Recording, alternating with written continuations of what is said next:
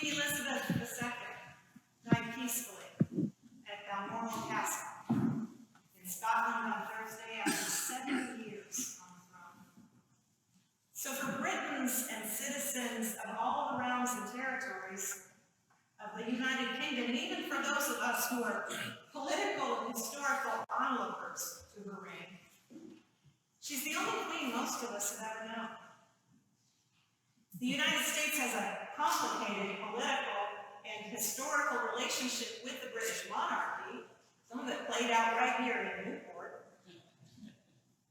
And yet our very heritage as Episcopalians is in the independence of the Church of England from the Pope's authority, established back in Henry VIII's time, setting the stage for the independence of each of our 42 provinces in the Anglican Communion today, of which the Episcopal Church is one.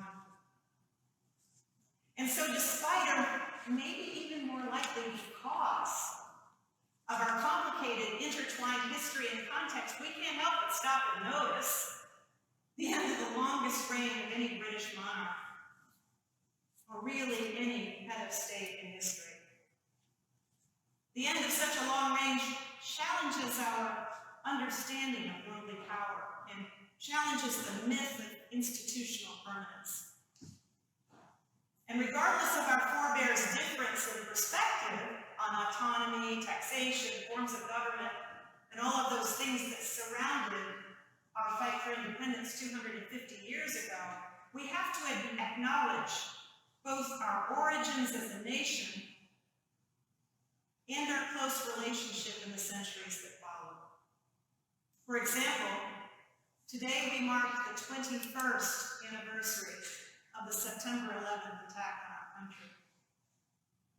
As we do that, it's meaningful to remember that Queen Elizabeth II broke with 600 years of monarchical British royal tradition by having the royal band play the Star-Spangled Banner in front of Buckingham Palace for the changing of the guard at Buckingham Palace on September 12, 2001. How do we make meaning of this moment in our history? When we all pause on the shadow of its magnitude. Tributes and messages of respect and support by world leaders and heads of churches are on constant route on the news, and services of remembrance are all over the world and have honored Queen Elizabeth's long reign. Here at Emmanuel, on Friday, Terry and I tolled the bells 96 times at noon to honor her 96 years of life, as churches all over the world were doing.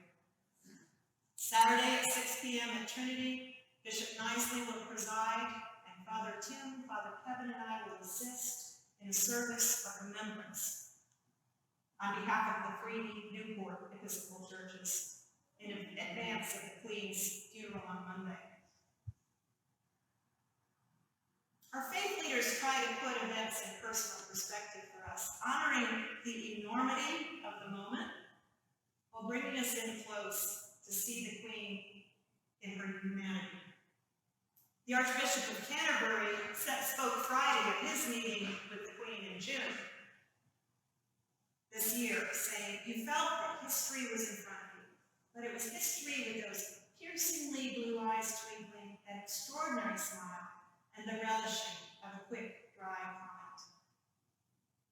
Anthony Lane of the New Yorker wrote Saturday that Elizabeth II, by the grace of God, of the United Kingdom, of Great Britain and Northern Ireland, and of other realms and territories queen, head of the Commonwealth, defender of the faith, was a common woman at heart, a countrywoman.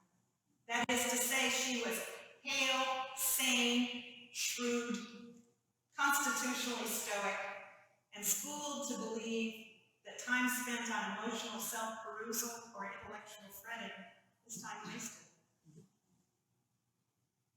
Queen Elizabeth's death brings into focus for us on a grand scale all of the individual losses that we have experienced over our lifetimes in a collective national grief.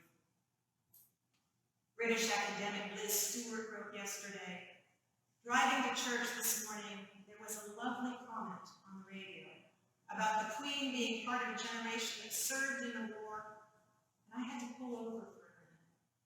I then realized that as well as mourning her, I am mourning my parents. Grief is so sticky, Stuart wrote.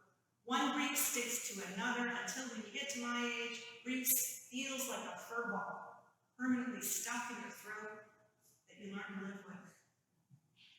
I believe that is part of what makes us human, she wrote, that we can genuinely grieve for someone we have never met because we are all part of one body and all creatures of the same Creator.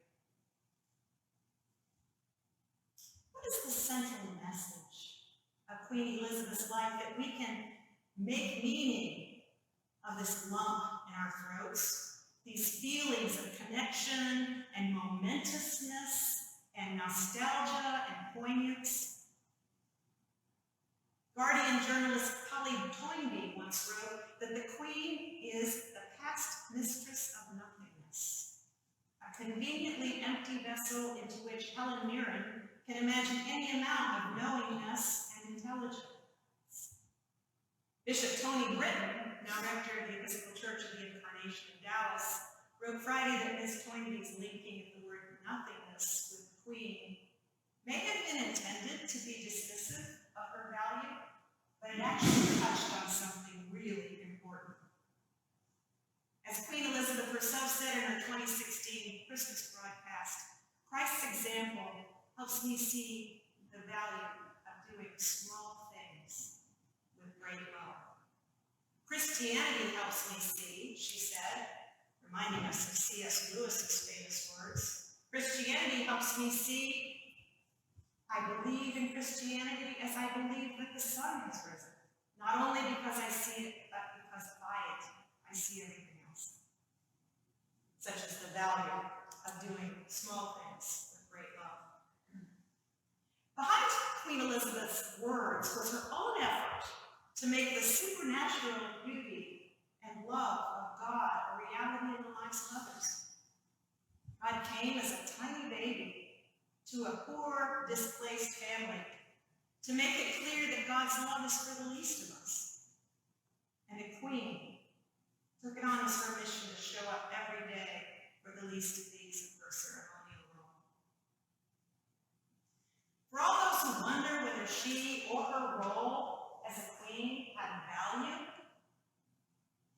added any value to the world with the thousands of ceremonies and walkabouts and factory tours and ribbon cuttings and school and hospital visits she made over her 70-year reign, it's just that, doing small things with great love. Small, Queen Elizabeth was saying with her actions, is not next to nothing. Small is next to everything. Small is where you find God. In these past days, there have been tributes and grief for the personal and individual virtues of Queen Elizabeth. There's also been outspoken and, let's say, reasonable criticism, not only for the role of the monarchy in conquest and colonialism, but also for the blinders of privilege that kept those in power from recognizing that their own perspective was not normative of everyone else's. Is there still meaning for us in Queen Elizabeth's life and reign? I believe there is. I think we're all way better than our worst moments, and at least as good as our best ones. Times like this help us see that, especially when the story and the characters are projected up on the international screen, in a moment that draws our collective attention to the history that formed us, spanning almost as long as any of our individual memories. Today, we read Paul's letter to Timothy, where Paul explains that God transformed his worst moments into his very best. Paul was a Pharisee, a good, law-abiding Jew who knew and followed all the rules and believed it was his fiduciary duty to God to persecute Christians because they didn't follow Jewish law and traditions. The Pharisees are the ones who are always grumbling, like they are in our gospel reading today, but they're grumbling Jesus is eating with tax collectors and sinners, or healing on the Sabbath, and the law was clear about that. We know from Paul's own letters that no one was more zealous in knowing the law or in enforcing its terms than Paul was. He says, I received mercy because I acted ignorantly and unbelief. Paul writes to Timothy, and the grace of our Lord overflowed me with the faith and love that are in Jesus Christ.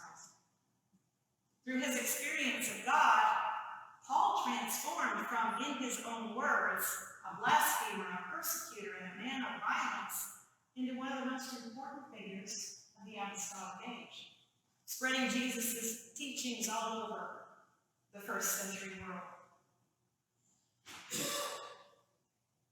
There is meaning and purpose for us in Queen Elizabeth's long reign, despite her, maybe even because of the privilege and royal difference of the crown.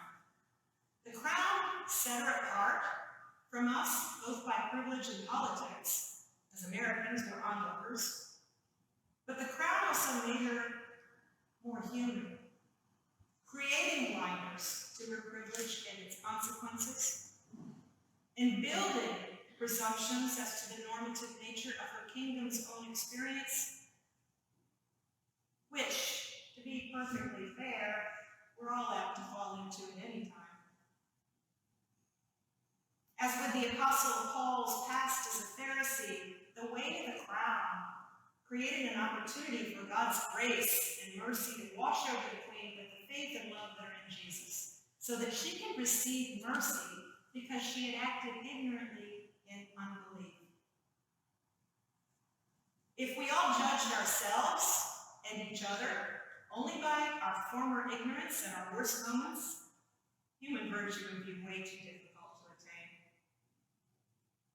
This is an important time as we draw together in these days, whether through the magnitude of this moment on the global stage or through the stickiness of grief as Queen Elizabeth's death recalls and resonates with our own personal losses, or through our witness of Queen Elizabeth's redemption through the paradoxical privilege and burden of the crown.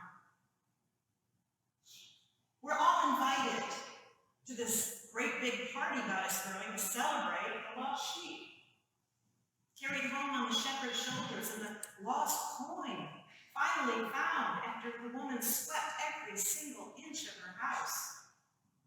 Just so, I tell you, there is joy in the presence of the angels over an everyday saint of God. I sing a song of the saints of God, ancient, patient, and brave and true, who toiled and fought and lived and died for the Lord they loved and knew. And one was a doctor, and one was a queen, and one was a